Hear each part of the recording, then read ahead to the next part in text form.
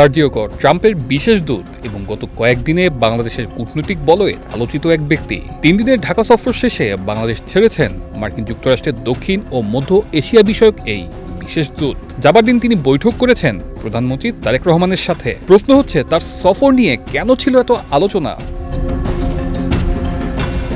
প্রধানমন্ত্রী তারেক রহমানের সাথে বৈঠক শেষে সার্জিও গর তার এক্স অ্যাকাউন্টে একটি পোস্ট দেন। সেখানে তিনি বলেন, অর্থনৈতিক সহযোগিতা বাড়ানো এবং দুই দেশের অংশীদারিত্ব আরও শক্তিশালী করার লক্ষ্যে প্রধানমন্ত্রীর সঙ্গে উভয় দেশের সামনে থাকা বিস্তৃত সুযোগ সম্ভাবনা নিয়ে আলোচনা হয়েছে। যৌথ প্রচেষ্টার মাধ্যমে বাস্তব ও ইতিবাচক ফল অর্জন সম্ভব। তাই প্রশ্ন হচ্ছে, যুক্তরাষ্ট্রের আগ্রহ কি শুধুই বিনিয়োগে?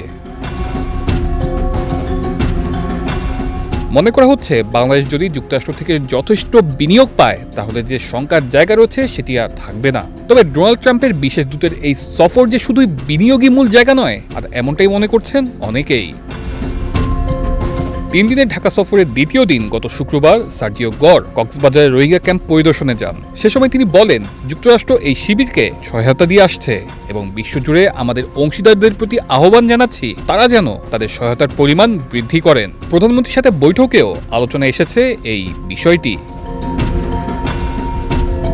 অর্থনৈতিক সহযোগিতা, রোহিঙ্গা সংকট এবং কৌশলগত অংশীদারিত্ব সব মিলিয়ে সার্জিও গোরের এই সফর বাংলাদেশ যুক্তরাষ্ট্র সম্পর্কে নতুন দিক উন্মোচন করবে কিনা সেটি এখন দেখার বিষয়।